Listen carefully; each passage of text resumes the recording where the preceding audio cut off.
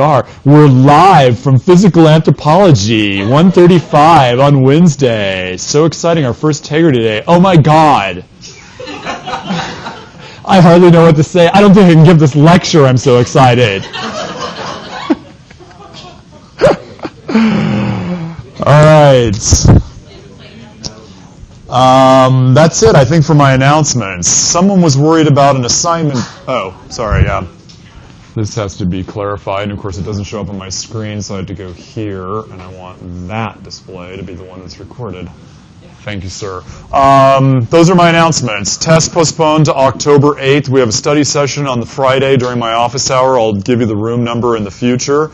There will be a study guide for the exam put up this weekend, and we have laws of inheritance and a brief introduction to molecular genetics and a film to cover between now and when that test occurs. Okay? So we are a little bit behind.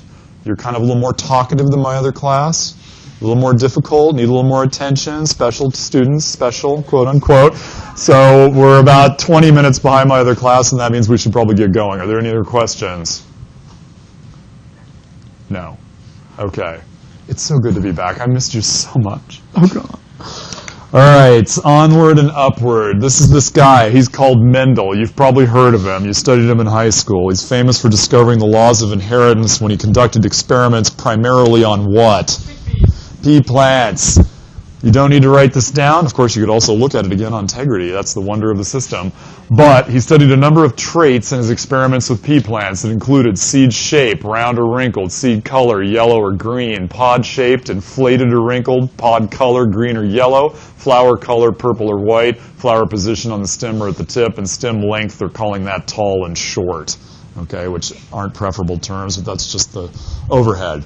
Okay, so what Mendel did was to breed pea plants. He bred them over and over again until he could create pure breeding lines for each of these different traits, and then he would breed them with each other.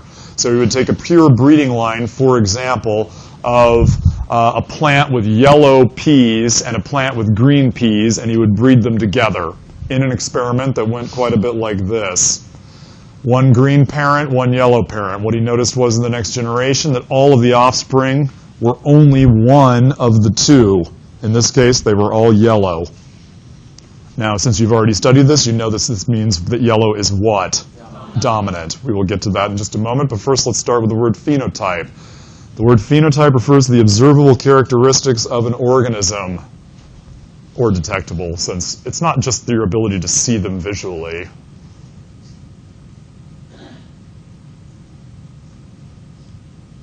The phenotype is the result of the genotype. We'll get to that in a moment, too. Oh, incidentally, I have another special present for you as well. For the genetics part of the class only, I actually give a key terms with definitions list you can make reference to. That doesn't mean you shouldn't necessarily write down the definitions as I go through them in lecture, because it'll help you remember them, but you can refer to this, and I will refer to this, and this will help you study. In my experience, if you're not a science person, it's actually the genetics part of the course that is somewhat challenging, the most challenging for students. Sometimes learning all the scientific names of hominid fossils can be challenging too, but really this is the part of the course that I think is the toughest for a lot of people. So I pass this out for you to work from and study from, and this should help you with the final exam too. It pertains to the material that we'll be studying between now and the first exam. So the past is not on here. What? The past classes? No, past classes are not on here, but the word phenotype is. I hopefully have enough. I did 40. So just pass them back. If there's extra, give them to the people in the back of the room. Here's 3. Here's more. Yeah, go ahead and pass this to the back, because I think a few people need them back there. All right, so start with the phenotype. Now, I will tell you this, and you might have noticed this in your textbook. A lot of people, when they teach the subject of inheritance and genetics in general, will start off with molecular and then get to the laws of inheritance. I prefer to go the other way. It's just my own quirk. There's one thing from the molecular lecture that you sort of have to grasp as we talk about inheritance, and that's the notion of chromosomes. Okay? Now, basically, what you will find out next week when we meet again is that your body produces what are called gametes, which are sex cells. We've already talked about them in the sex lecture. That's sperm and eggs, not to be confused with ham and eggs. Hopefully I can say that on the microphone. So basically, those gametes contain 1/2 of your genetic material, which will then combine with another individual to produce an offspring who, like you, has a full complement of genetic material. So you only donate 1/2 of your genes to your offspring because they're going to combine with somebody else's half, right? That's sort of all you need to know. The way that this is done is, well, basically when cell division occurs, the genetic material and nucleus of the cell gets organized into what are called chromosomes, okay? They are the way the material is organized, only visible during cell division. Alleles are alternate forms of a gene, okay? Meaning that you have a gene for pea color. So, to use the terms correctly, we would say that there is a gene for color, and there are alleles for yellow and green. Okay? So alleles are alternate forms of a gene. And one of the characteristics of Mendelian traits, and this is one of the reasons why Mendel could discover the laws of inheritance, is that Mendelian traits only have 2 alleles. They only come in 2 forms. You're either yellow or you're green. Right? That's different than, say, something like eye color, which comes in a bunch of different types. Or, say, the ABO blood system, where you can have multiple types, more than just 2. You can be A, you can B, you can be O, you can be AB, right? There are 4 possibilities there. Okay? Not to say nothing of positive and negative. So, alleles occur at the same location, or locus, the plural is loci, on the same chromosome, and they govern the same trait. Everybody has 2 of them because your chromosomes come in pairs, and you have 1 copy from your mama and 1 copy from your daddy. The word allele is often used synonymously with gene, but genes can contain multiple alleles, and it's important to understand when people accidentally say gene when they mean allele, what the difference is. Again, the gene for a color would contain the alleles of yellow and green. Right? It's sort of like, you know, these are examples of this. This is dog and this is Chihuahua and Great Dane, if that makes sense. That's analogous. Those aren't actually alleles. God, did I just make a terrible mistake and confuse everyone permanently? And that was the moment the entire class unraveled. When I misused, when I inappropriately used the dog analogy. What was I? It could have been more inappropriate. It could have been more, risque. It could have been more ribald. I'd like to be more ribald, actually. All right, so are we good with alleles? Everybody feeling good? Yeah, let's do a little stretch, take a breath, a little breath of fire. All right. Now, Mendelian traits are characteristic influenced by alleles at a single locus. In the phenotype, the traits result in discontinuous variation. A good example of a Mendelian trait that people have is earlobe attachment. Perhaps you've looked in the mirror. I hope you have occasionally. Perhaps you even bathe and brush your teeth. Well, when you're doing that and you look in the mirror, take a good look at your ears. They're an important feature of your body. You won't get a date without them. Some people have earlobes like those shown in picture A. We call those free hanging because the base of the ear is not attached to the side of the face as it is here in type B. Okay? You either have one or the other. Occasionally there's a second gene that controls the kind of mirroring effect of the body, the way your body's the same on both sides, and sometimes you get a person who has one ear that's one way and the other ear that's the other. But that person is what we call in science a freak, okay? So if that's you, I want you to shut the hell up right now. No, I'm kidding. It's fine. But if you don't know what type of ears you have, look to the person next to you and figure it out. Now, how many people have type A in here? Raise your hand. Okay. How many people have attached earlobes at the base? Raise your hand. You're free hanging. Do you have attached? You have it. You have attached. Yours are attached. Congratulations, you're special. That means freak. That's another word for freak. So, you're. Let's see. You want me to? Do you want a diagnosis here? Let's. Kind of like his. Yours are free hanging. Yours are free hanging. Yours are free hanging. I think his are attached. Yours are attached. Yeah, yours are attached. Okay, attached are rarer than free hanging, and that means that free hanging are what? It does not mean they're dominant, although they are. It does not mean that. We'll get back to this idea, but yes, they are dominant. I was tricking you because I like to do that, so don't worry about it. We'll get back to the question of dominance and recessive in just 1 second. Okay, next set of concepts. You have two pairs of alleles for the same gene, one from mama and one from daddy. If you have the same allele at the same locus on both members of your chromosome pair, you're what's called homozygous. Sounds dirty, but it's not. Maybe you're dirty too, I don't know. If you have different alleles at the same locus on different members of the chromosome pair, you're called heterozygous. So if you, like Mendel, do a breeding between a pure line of pea plants that have yellow peas and a pea line that has green peas, they will each donate a gamete, either a little sperm or a little egg, to their offspring, which will then combine, and those offspring will have one of each, meaning that they will be which of these two things? Heterozygous, because they've got one of each. Now note that only one of the two can be expressed in the phenotype because Mendelian traits are what are called discontinuous, meaning that you're either one thing or the other. So in this case, the members of the offspring's generation, which we refer to as F1, it's the first generation of this mating, are going to be heterozygous in the genotype and yellow in the phenotype due to the dominance that yellow has. And that's another characteristic of Mendelian traits. One of the two alleles is dominant over the other.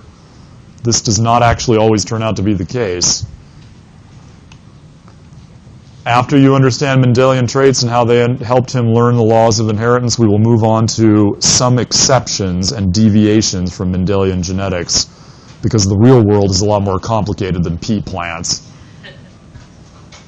Heterozygotes, just allele uneven. Okay. Another winning meme from my friends at I Fucking Love Science on Facebook, which I just had to introduce to you here because if you've been following this lecture, you'll actually find that funny. If you have no idea that this is funny, then you are already lost, and that's a bad sign. Just allele uneven. Get it? Get it? Good, huh? Yeah. See, you never would have understood that, and now you're like getting the science humor. You're like a sexy, funny scientist now. I'm doing my job. If you don't understand why this is funny, I refer you to the Tegrity recording of this lecture because I'm afraid I don't have time to help you anymore. All right, genotype and phenotype. The genotype is the genetic makeup of an organism. It codes for the phenotype, which again are the observable characteristics of an organism.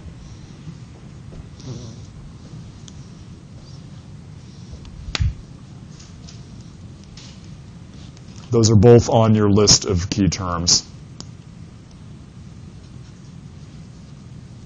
Phenotype you've already got written down because I just gave that to you before, so you really only have to write down genotype from this slide.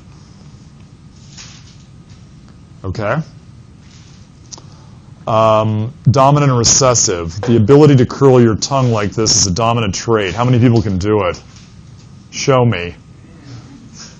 Great. Don't you feel better? Didn't that help you get out a little anxiety or your anger toward me a bit? No?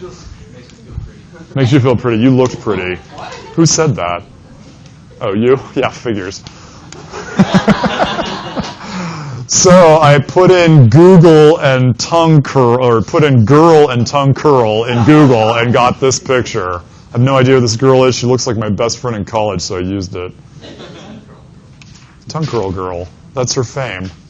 Dominant traits are governed by alleles that are expressed in the phenotype even in the presence of another allele. They're indicated by a capital letter when we start writing this out and discussing this more. when we get to the exciting phase of Punnett squares. Yes. I just have a question. I'm able to do that, but my daughter is not. That's because you might be a carrier for a recessive inability to do it. In fact, I would guess that you probably are heterozygous for the tongue curling trait. Wouldn't stake my life on it because it may be more complicated than this, but it's a Mendelian trait. So yeah, you're a carrier. You're heterozygous. And that's not a dirty thing. Recessive traits are governed by alleles masked in the phenotype by the presence of a dominant allele and indicated by a lowercase a. Or a lowercase letter, actually. I just pick A here as an example. So if we used A for tongue curling and you were a heterozygote, we would write it like that. If you were homozygous recessive, we'd write it like that. And if you're homozygous dominant, we'd write it like that. And those are your three possible genotypes. Of course, if it's a dominant trait, only two of these individuals have the ability to curl their tongue, this one and this one. Okay?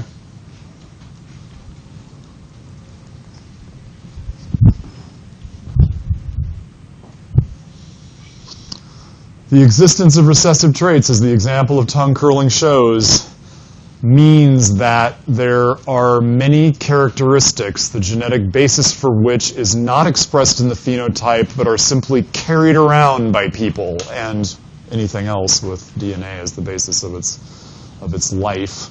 And therefore, we call this hidden variation, which exists in all populations. Recessives are not necessarily expressed. A great deal of the hidden variation in dogs, for example, explains how breeds of dogs look so different. Some of them do have genetic mutations that have arisen during the breeding process, but some of the traits that dogs breeds differ on are actually the result of selective breeding, so recessive traits are expressed in the phenotype, which is easy enough to do if you just keep crossbreeding the animals that exhibit those recessive traits. Okay? So all dog breeds go back to the wolf. And, some of these traits are from mutations that have arisen as the dogs have been bred with each other. But many others are the result of the fact that that variation was in the genotype of the wolf. It was just not expressed in the wolf's phenotype because they were recessive traits that didn't come out until selectively bred for. Okay? They're not all Mendelian, so it's a little bit more complicated than the pea plant example, but that's basically the principle behind the hidden variation. A very interesting selective breeding experiment for these kinds of recessive traits occurred in Russia when they domesticated foxes. Dmitry Balyev.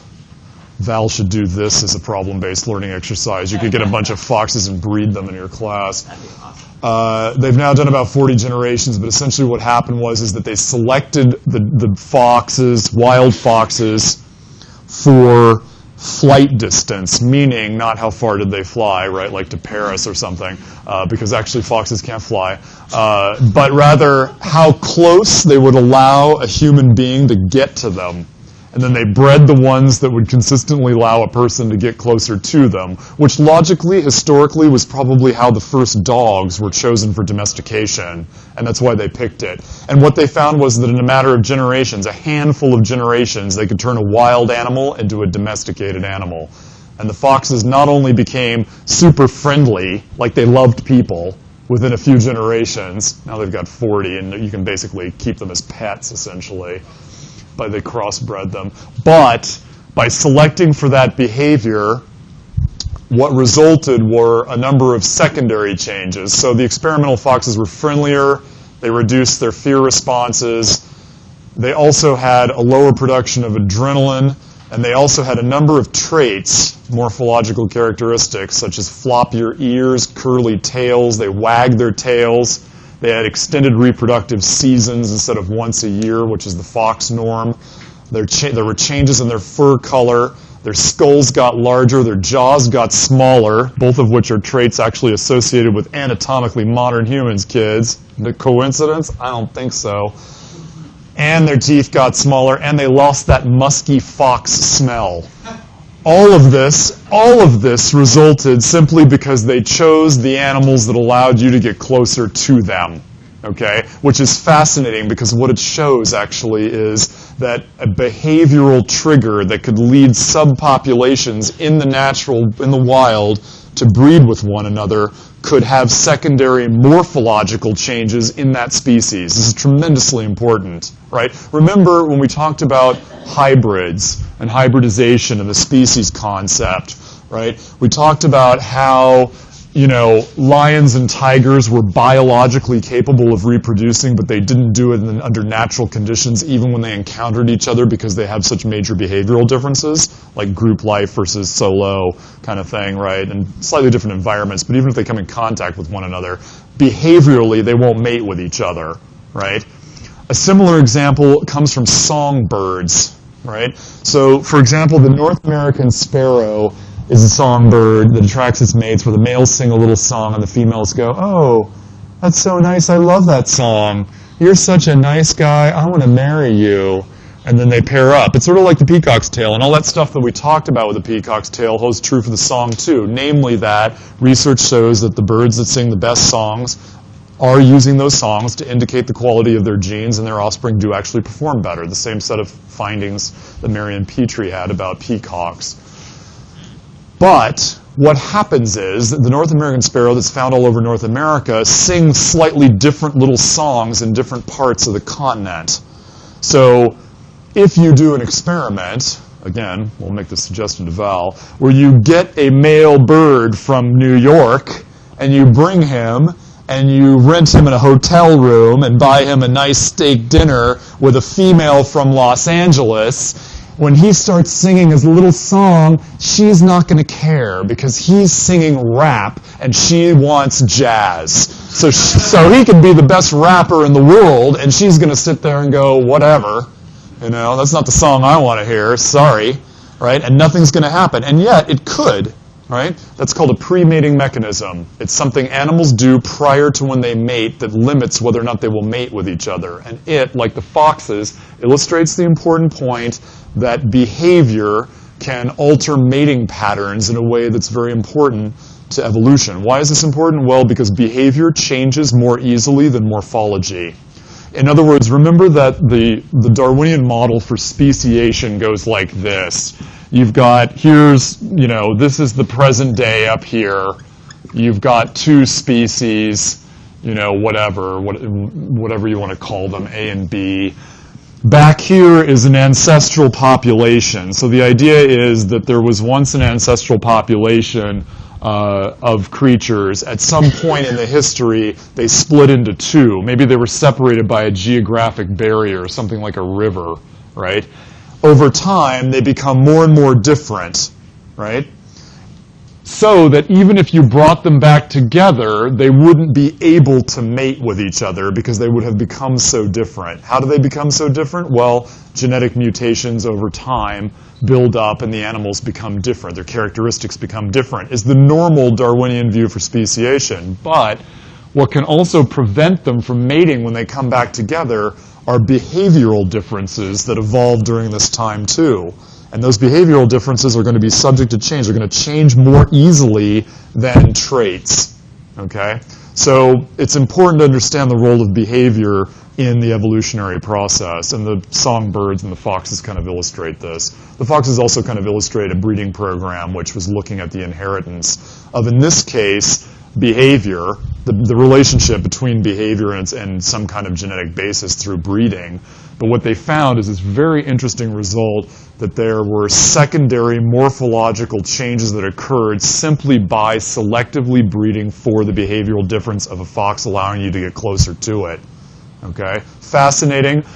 I would love to show you a 10-minute video about this. It's in several different documentaries that are played on television. I will put the link to the video on the course website because we're behind and you can watch it on your own. It's 10 minutes long. It's really great. And it's super cute to watch the little foxes like wag their tails and jump up and down and act like dogs.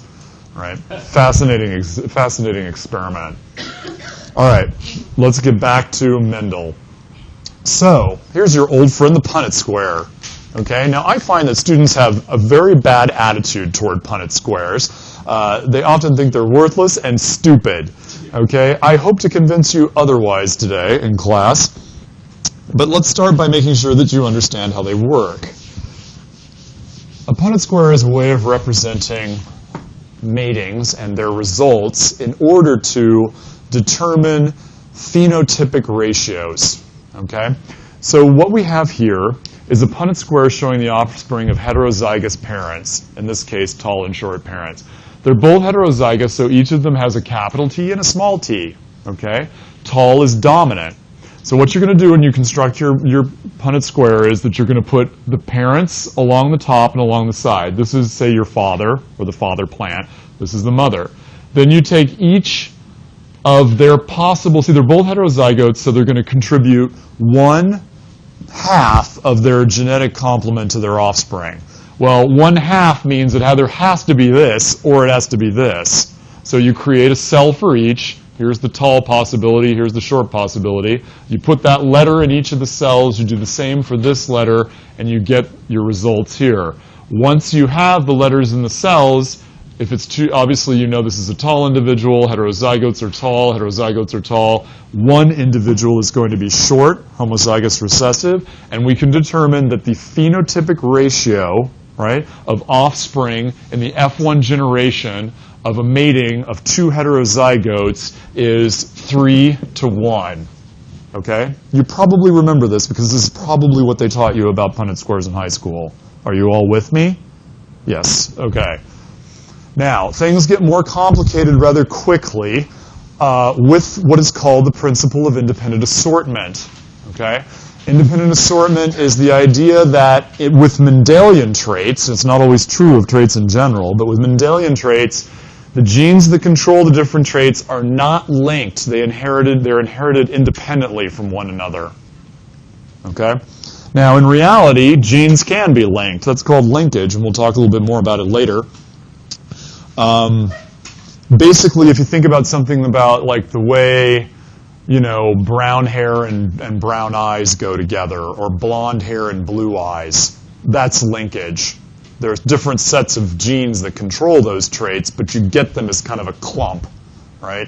So my brother looks like me, although he's bald and short and not nearly as attractive or intelligent.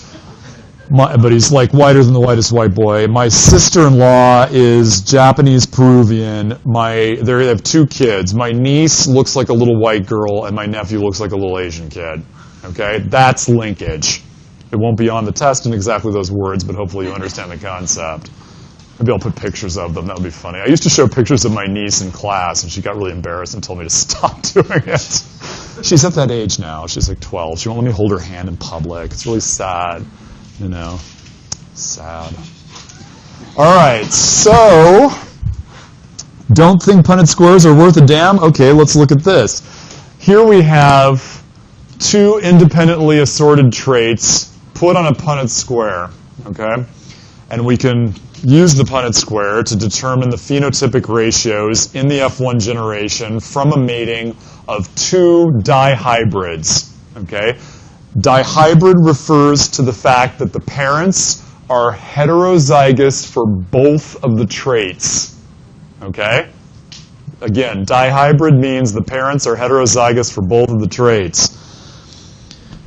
The 2 traits are what? They're shown in the results. What are the traits? Yellow and green. Yeah, the traits are color of the peas, which could be either yellow or green, and yeah, whether the surface of the pea is wrinkled or smooth. Okay, so and because the Punnett square gives you the visual answers for the phenotypes, you can actually look at this and tell me that which 2 traits are dominant. Yellow and smooth, right? Now, I didn't need to tell you that. This doesn't have to be, well, let me put it this way. They don't have to represent the peas in the way that they're doing on the actual Punnett square. If I told you that yellow and yellow and smooth are dominant, and then said you're going to do a Punnett square, right, with dihybrid crosses and tell me what the resulting phenotype ratios are, you could have figured it out, right? Because, for example, let's do a simpler one and get back to this because I want to make sure you get this. what do I want to say? Okay, so there's a gene for cooties, and the alleles are, yes, you have cooties, and no, you don't. Okay, and the allele for yes, you have cooties is dominant.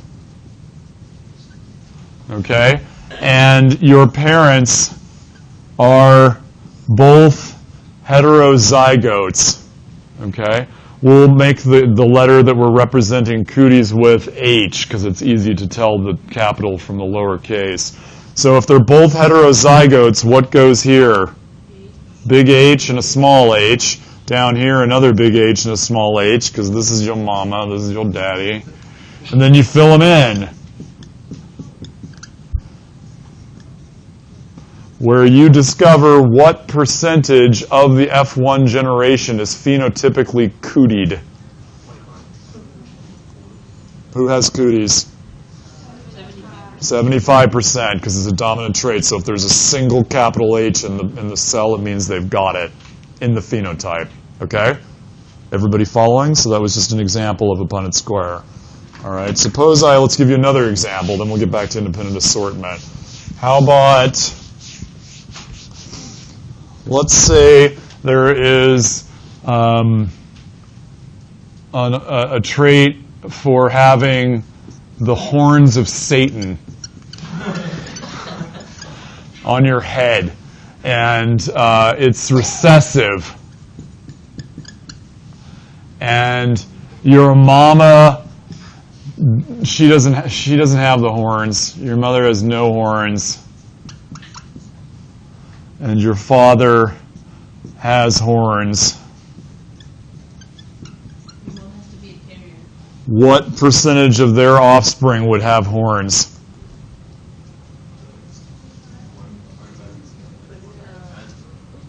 How do you know which one is dominant? The answer is you can't know with the information that I've given you, because the father would have horns whether he was this, whether he was, what letter are we using? Let's use H again. Okay, so he would have horns. Well, if it's recessive, then this and this. You don't know if your mother with, wait, did I screw this up? You got recessive trait. Oh, I should do dominant. Let's pretend it's dominant. Sorry, I'm screwing this whole thing up now. So, dominant. Okay, so yeah, he has horns, which means that you don't know whether or not he's this or this. I have to give you the information in order for you to deduce it. Right? If she has no horns and it's dominant, you know she's this, but you can't be sure of this just on the basis of this information. Right? If it was recessive, couldn't you deduce the 25%? Let's do that. We'll go back. That was the point I wanted to illustrate, so let's go back to my mistake. So it's recessive. So the trait's recessive, meaning that in order to have horns, you'd have to be homozygous recessive. Right? So this guy is low H, low H. Now she has no horns, which means she can be what? She would have to be H, big H, little h. She could be this. What if she's this? Does she have the horns if it's recessive? No. No. So we have the same problem in reverse, basically. Same idea. So you need to know which she is to determine the percentage. So, dominant and recessive are like opposites. Yes, absolutely. Dominant and recessive are opposites. So, okay, so there's a little bit of practice with Punnett squares, right? If you know she's this, and you do it, then you get a situation like this, and this, and this, and this, which means that if the mother's homozygous dominant, the father's homozygous recessive, what percentage of their offspring have horns? None. 0. Okay, now, if we did something really unspeakable, which you can't actually do when people have the horns of Satan, and mated brothers and sisters, in the F2 generation, obviously the ratios would change, because these carriers, when they mate with one another, would produce offspring that, at least in some cases, at a 3-to-1 ratio, in fact, wouldn't actually have the horns. Okay? Now, we get back to this, which is more complicated. Okay? Once you have two traits a Punnett square grows from 4 cells to 16 cells. With 3 traits, it grows to 64. It gets bigger and bigger and bigger proportionally. Okay? So here, you're going to list your possible phenotypic contributions across the top. Okay? And those can be any of these combinations. Capital A, capital B, capital A, small a, capital B, and small of each. Okay, so those are your 4 possible contributions for each parent because they both have one capital and one lowercase for each of the 2 traits. You then put all your information into the cells, move this over, move this down, move this over, move this down, fill out this whole thing, and if you knew from the beginning of the problem that smooth and yellow were dominant, you would be able to fill in these types yourself. Okay? This just happens to be giving you the answer. All right? Are you following all of this? Are we good? Yes. So would you say this is one gene holds 2 traits? Is that right? The gene is for the trait. The alleles are the forms it comes in. In this case, there's a gene for color and a gene for texture. And the gene for color comes in 2 forms, or 2 alleles, green and yellow, and the gene for texture comes in 2 forms, smooth and wrinkled. Okay? And the wrinkled is this, if you can't see it, I mean, if you need to go to the eye doctor, you won't be able to tell, but some of them are wrinkled. Okay? So, assuming we put all this information together and solve this problem, we would come to the conclusion that the phenotypic ratios in the F1 generation of a dihybrid cross would be, how many of the offspring are yellow and smooth? Count them up. 9 is the answer. Okay, so what are your possible phenotypic outcomes? Well, you can be yellow and smooth. You can be yellow and wrinkled. You can be green and wrinkled. Or you can be green and smooth. Okay, how many yellow and smooth are there? 9. How many yellow wrinkled? 3. How many green smooth? 3. And how many green and wrinkled? 1, because that's the double recessive. So your ratios would be 9 to 3 to 3 to 1. Okay? Independent assortment. Punnett squares are useful in spite of what people think. Are we happy? Are we good? Are we ready to move forward? All right. I hope you were paying attention.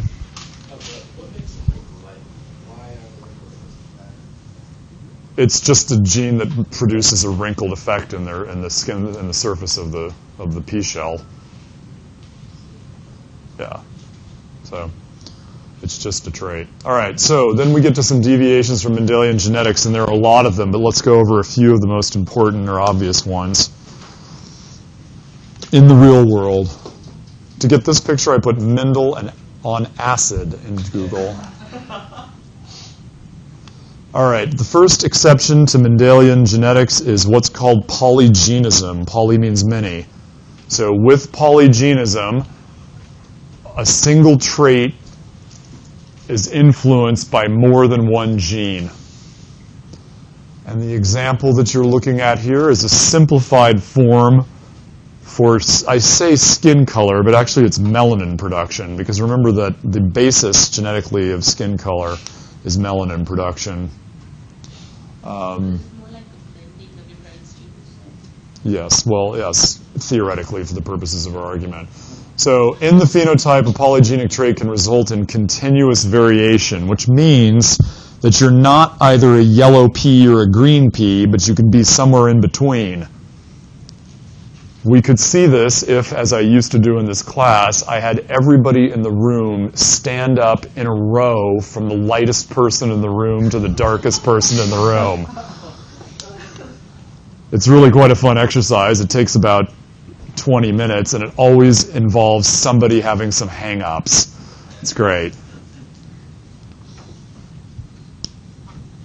So basically what it will illustrate to everyone is that human skin color is a spectrum. You're not either one thing or another. Now, in the way we think about skin color, we make it a discontinuous trait. We say things like, you're either white or brown or black. That's discontinuous, when in fact the reality is that you're somewhere on the spectrum. Incidentally, women are, in all populations, between 3 to 5% lighter in skin color than men. This seems to be related to calcium needs, which we'll talk about when we talk about human variation. So, examples of this include hair color, skin color, and stature. Note that stature, for example, and skin color are both things that have a genetic basis, but that are subject to change by virtue of the environment. In other words, you can make your skin darker by getting sun, because what your skin will do as a response, as an adaptive response to the environment, is to produce additional melanin to protect itself from the UV radiation of the sun. Yes? That is too, yeah. That's also an adaptation. No, it does happen. It's just that you don't pass it on to your offspring, right? You don't pass on your tan. You don't pass your tan on to your offspring. They have to get their own tan. The genetic ability to get a tan, however, you do pass on to them. That's how adaptation works. Or a burn. Or it's always a burn, isn't it? It's always, I can't go for 10 seconds in the sun. Now, why some people are different color than other people, and we all can't just hold hands and sing, will be the subject of a future lecture. But right now, I just want you to grasp the concept of polygenic inheritance. Okay, so remember that things like skin color and stature are also influenced by environment. You can have all the genes in the world to be tall and not ever get tall if you get run over by a car.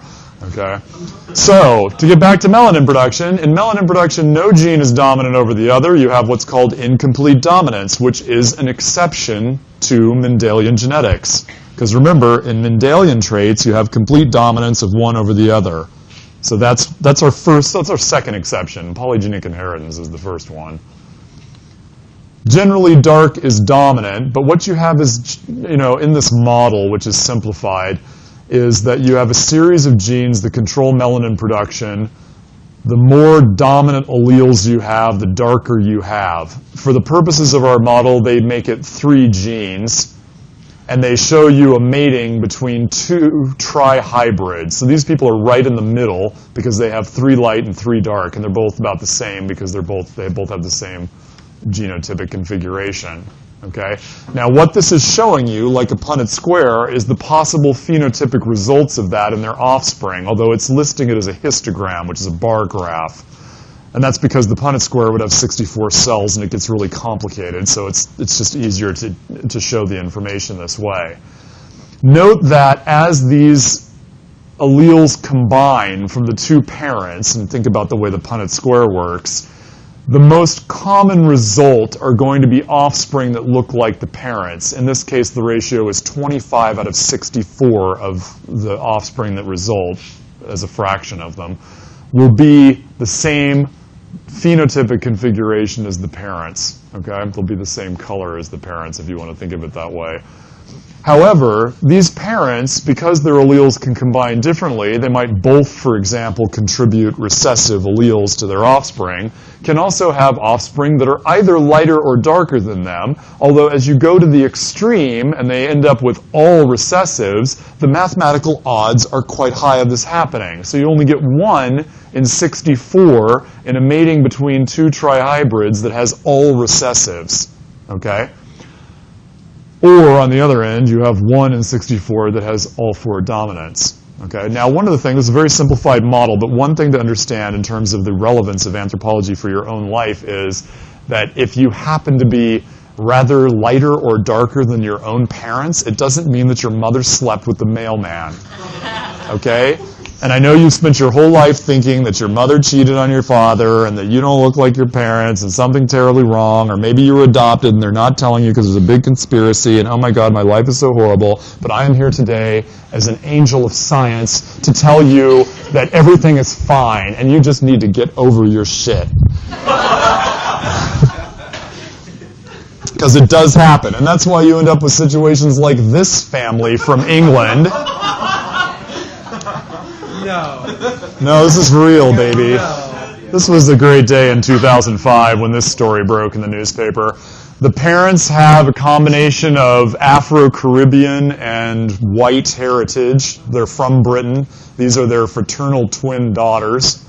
And because our model of 3 genes is simplified, there's actually over 70 genetic loci that affect skin color, so the reality is more complicated than this model. They estimated that the odds of this actually happening, of this couple having this little girl for a daughter, were about 1,000,000 to 1. Okay? Which is great. And I love this. I love this story because this story poses all kinds of interesting questions about human constructions and social meanings of race, right? So, for example, is this girl black? Right? Of course, you say she's not, and people won't treat her like she is, right? She won't have that stigma. She won't have, she won't be discriminated against like the way her parents probably were. But on the other hand, her heritage is the same as her sister. So if she applies for something, shouldn't she be able to say she has Afro-Caribbean heritage or Afro-English heritage, right? Well, would she get darker with age though? No. Not necessarily. Well, I mean, if she works on her tan, like I do religiously, yes. Does she carry the darker skin trait?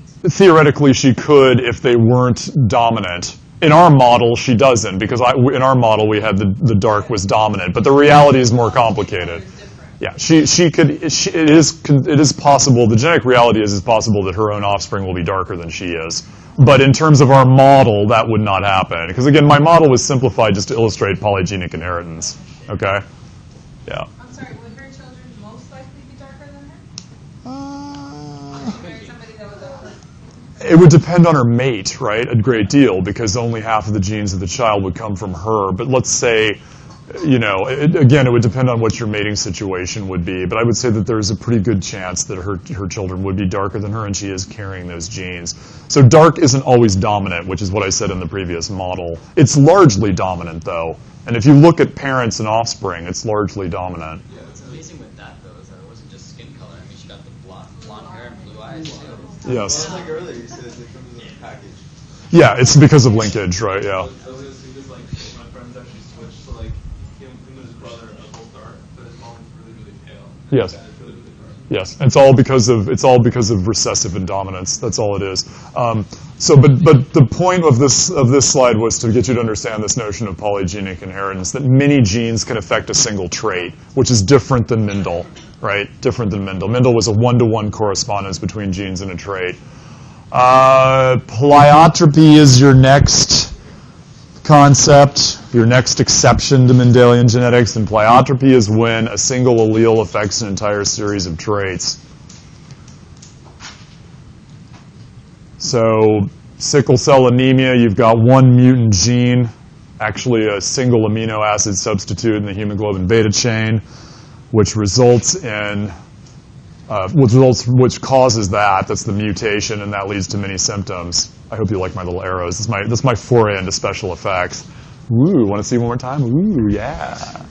Pretty good, huh? Nice.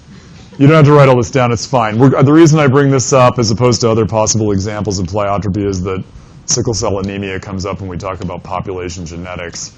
So, to put it another way, write down the definition of pleiotropy. In a sense, pleiotropy is the opposite of polygenism. Polygenism is multiple genes affecting a single trait. Pleiotropy is a single gene affecting multiple traits. So when you ask people, or people tend to think about or talk about genes, they posit a model that looks like this, that there is a gene and it has an effect. You read all kinds of nonsense, crap science in the newspaper, like, oh, there's a gene for alcoholism. Just like, yeah, right, there's a gene for alcoholism. So what's going to happen if you live on an island with no alcohol? Is that gene going to make you an alcoholic? Right? It requires an environmental trigger. Really, you need to understand bad science. Or idiotic claims in the media, which abound. So this is how most people think of it. It's like there's a gene, it does this thing. But with polygenism, multiple genes and one effect, or pleiotropy, one gene and multiple effects, you can end up with the reality that looks like this. Now the reality is even more complicated than this. But even with just these two exceptions to Mendelian genetics, you can also already see that it's a lot messier in reality than it was for Mendel. Okay? And this is part of the reason why, this messy picture is part of the reason why, even though the human genome has been mapped, there's still a long, long way to go before we understand what all those genes do and how they all work and how they interface. This messy thing is also another reason why even scientists were astonished at how few genes humans actually have. I love the moments when scientists are like, oh my God, we were like totally wrong about everything, right? And one of the recent moments where scientists experienced this was the belief up until, remember, the genetics revolution takes place largely since the 1980s, although the stuff we've been going over so far was known before that. The realization that the human genome did not, as I taught for years, when I first taught this class, if you took this class from me, I would have told you there was 100,000 genes in the human genome. There's about 22,000, and that's what they know now, right? The other stunning finding that made scientists go, oh my God, we really didn't know what we were talking about, was the realization of just how much genetic material all living creatures have in common with each other. Right? You'll hear this figure over and over and over again. Humans and chimpanzees are 98% genetically similar, right? Which is astonishing considering how different we are, right? But, you know, and perhaps even more astonishing, you have 40% of your genome in common with a fruit fly. A fruit fly, baby, a fruit fly. Who knew this? Not the scientists. The scientists were sort of amazed when they found this out, right? So, and part of the reason that that's the case, or how it is that we can have so few genes, is this and some of the other stuff we're going to go over next. All right, so 2 more exceptions to Mendelian genetics can be seen in the ABO blood system. Okay, now most people, well, not most people, but a lot of people know their blood type. The blood type that you know is 2 different classifications for blood that are necessary to know for transfusion purposes, so people are aware of it because it's a good thing to know if you need a blood transfusion. The 2 systems are the ABO system and the positive and negative system. Some of you probably know where you fall in each of those systems. How many people know their blood type? Okay. What are you? O positive. A positive. A positive. O positive. O positive? I was trying to do my psychic routine. What are you? B negative. O positive. AB positive. O positive. A positive. O negative. O positive. And the winner is O's. Woohoo for the O's. All right. Well, the ABO system, the positive and negative system is Mendelian. You're either one or the other, right? And so let's forget about that. We're talking about non-Mendelian. So the ABO system is non-Mendelian in 2 ways. First of all, it's a multiple allele series. There are 3 alleles, not 2 like there are for Mendelian traits. A, B, O, 3. Right? Second of all, it's a codominant system, meaning that A and B are both dominant to O, but not to each other, and that's how you get type AB, right? But they're both dominant to O, which means that if you're type BO, if you've got BO, then you do not have blood type BO, you just have blood type B, because B is dominant, right? So that means there's 4 possible types of phenotypes, and that's our AB, and O, okay? So A and B are co-dominant over O. But this raises the point that I made about earlobe attachment and the fact that attached earlobes, although they are in the numerical minority, are not necessarily because, that's not necessarily because free hanging is dominant, right? Because in the world, what's the most common type of blood? O, positive. So O is the most common type of blood, and yet it's recessive. How's that work? How do we end up with that situation? The answer is almost too easy, actually. You don't know. What did you say? No.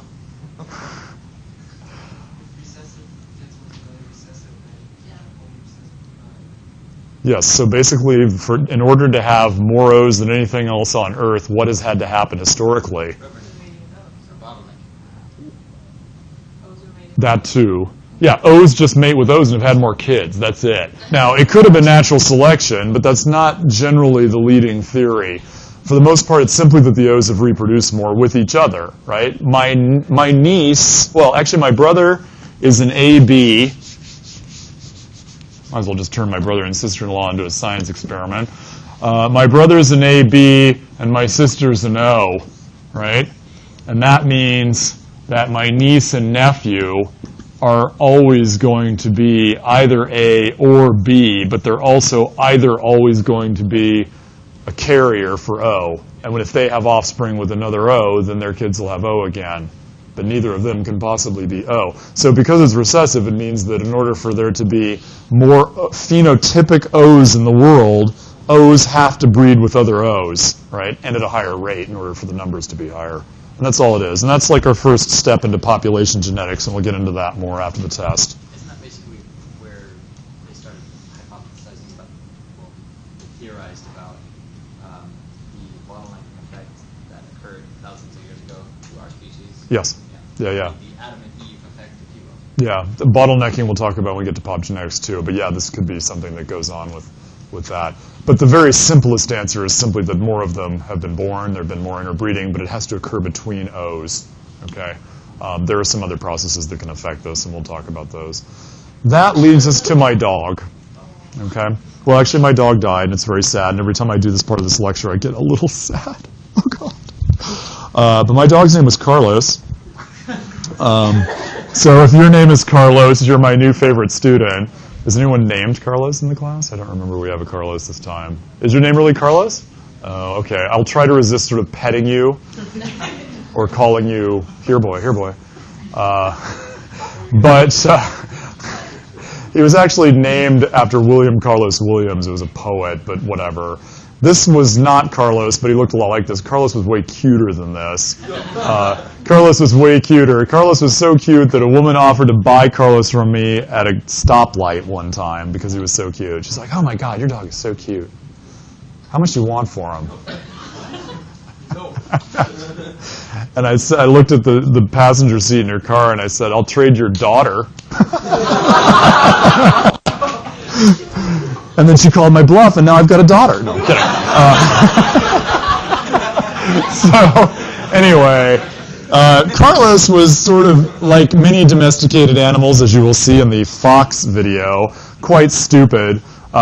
He was sort of cute and really loving, but unable to fend for himself. Right, and I don't know that the fox breeding experiment, they've actually attempted to put some of the foxes back in the wild and watch them perish because of their inability to function, right? They lose all those wild traits, so they can't hunt and stuff. But Carlos was so bad, he couldn't find his food. Did I tell you the story? Oh, God. Carlos, I just used to laugh to myself thinking about what it would be like to release Carlos back into the wild, right? And because he could barely find his food bowl on the floor of the kitchen, right? He would just be sitting there staring at me, and I'd have to kind of point at it. So I decided I was going to try to hone his skills and turn him into a better hunter, okay? And so one of his best characteristics is that he was really good at retrieving, right? That's Labrador Retriever. So he was quite good if you threw a stuffed animal into a pool, he would jump into the pool and retrieve the stuffed animal and bring it to you. So I started doing that because I thought that would help him. And then I started doing this thing where whenever I'd watch a movie, I would hide pieces of cheese around the apartment.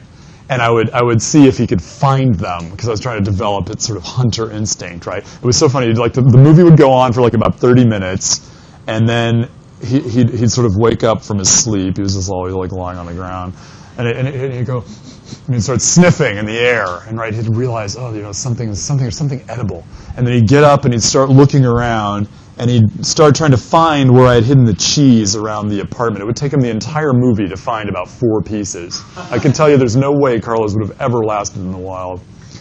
But he was very loving, and I loved Carlos, and he was really sweet, and he died when he was 13 a couple years ago. And now I have houseplants, and they're not doing very well. And that little girl I traded for at the stoplight, she's long gone. But basically, another exception to Mendelian genetics called regulatory genes or switch genes or transcription factors, which are all names for the same thing, is illustrated with the example of Labrador coat color. Okay, Labradors, as you know, does anyone have a Labrador other than me? Do you have one now? Nice. What color? Blonde. Yeah, blonde are fun. They're all good. But Labrador coat color is determined by 2 different genes, as it says underneath this example. One of them produces melanin, right? That's what produces dark color in the natural world. Allele capital B black is dominant to allele small b brown. then the other gene, which is the regulatory or switch or transcription factor, will either allow for or stop the color, black or brown, from being deposited into the hairs of the dog. Okay? So it affects the deposition of the pigment in the individual hairs, right? So the dominant allele, we'll call it E, promotes the deposition and allows for the black or brown to be expressed in the phenotype.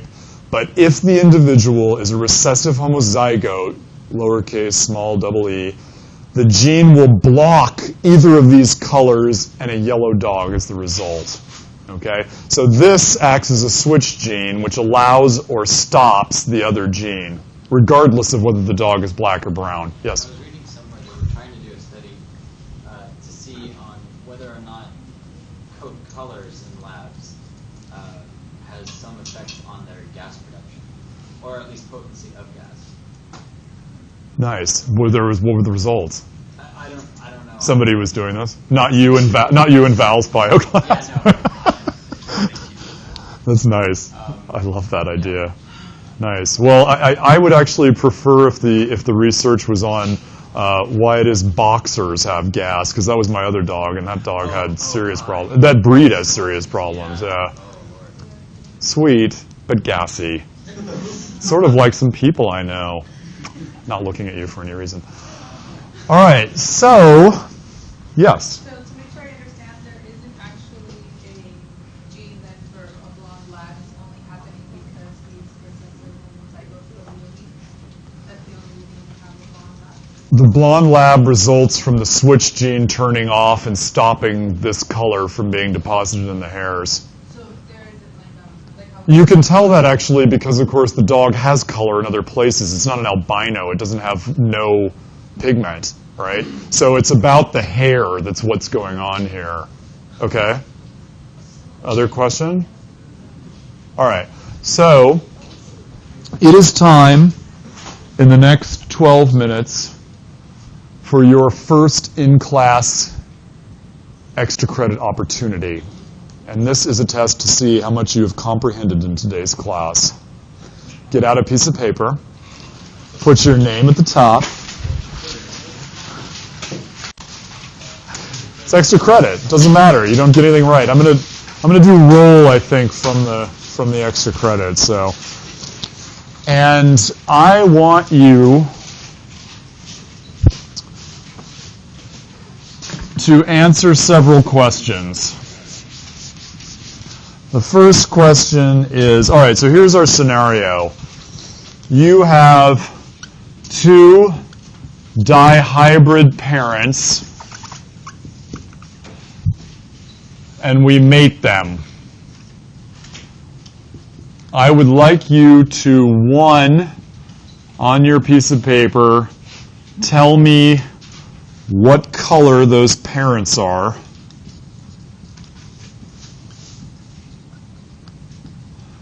Two, I would like you to construct a Punnett square for this regulatory gene and this mating. And three, I would like you to tell me the phenotypic ratios of the offspring of the dihybrid cross. And if you can do all of that, I will give you 7 points of extra credit. If you can do any part of that, I'll give you part of that. And if you can't do anything, just draw me a picture of a dog and I'll give you a point. I'll do that for everybody. So if you draw the picture of the dog, I'll give you a point. So you get up to 8 points altogether. Okay? This is for the dogs, right? What's that? This example is for the dogs. You know what the colors are because I've given you the information on the slide. So it's based on these dogs. It's based on the dogs, yeah. Based on the dogs. You got two dogs. The parents are dihybrids. What color are the parents? Do the Punnett square and tell me the phenotypic ratios of their offspring. And I will tell you that when I gave this exact problem to a class at UCLA with about as much information as I've given you, about 20 to 25% of them got it right. So in most classes where I give it here, about 3 or 4 people get this completely right. But a lot of people get it partly right. Which dog do you want us to prepare for? They're dihybrids. That's all you need to know. because I've given you the information to determine the color based on that piece of information. You're telling me what color they are. That's the question. No cheating. Oh, you can use your notes. You can't use the web. You can't use a buddy. Don't talk to anybody. But you can use your notes from the lecture.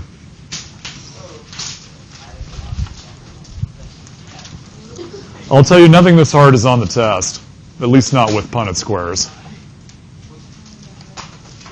Is the study guide just going to be teacher?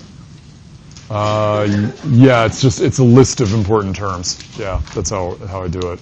It's divided up by topic and week, like that. That's the test.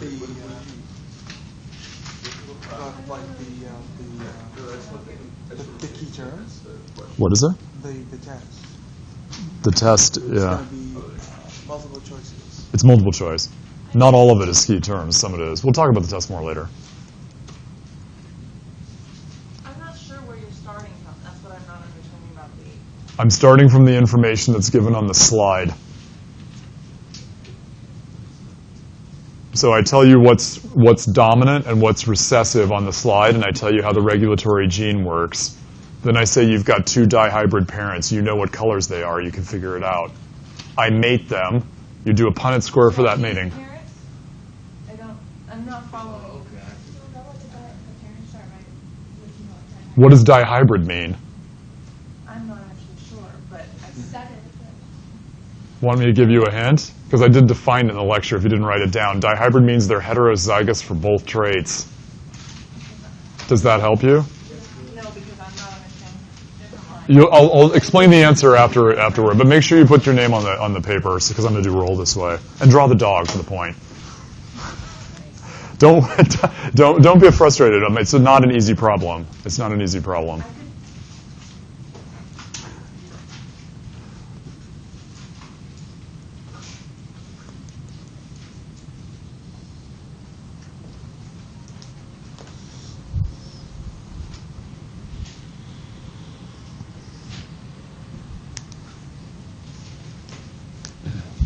Do you want a little more light, or is that this better? The others, this is better, yeah.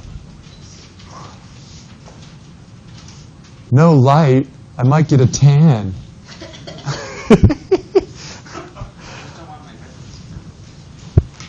So nice working under fluorescent lights.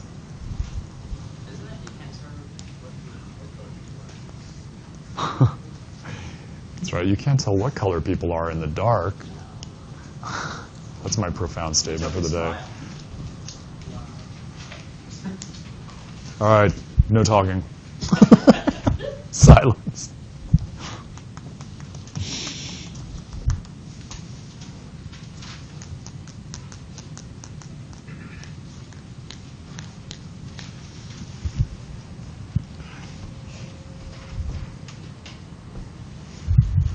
When you're done, just hang on to it. I'll come and get them in a bit. I think we've got about 7 more minutes before class is over.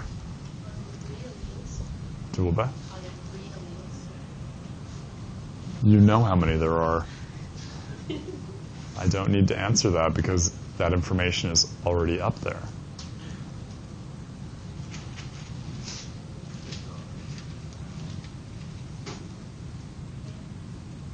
I used to bring Carlos to class when I did this. I know, but then nobody could concentrate. It got crazy. Everybody just wanted to pet the dog and couldn't pay attention. Yeah. No. Yeah, if I can recognize that it's a dog, you'll get the point. If I can't recognize it's a dog, then you need some help.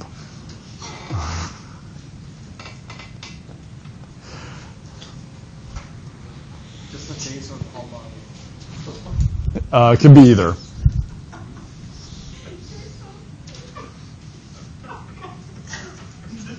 No laughing.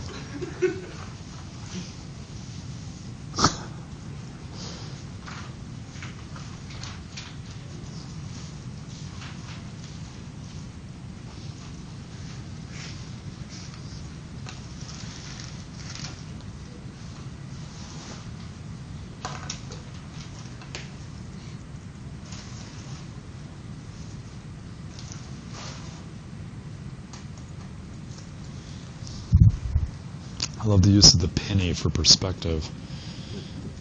The penny, like in every picture, it's Oh, yeah. next to a penny, so you know the size of it.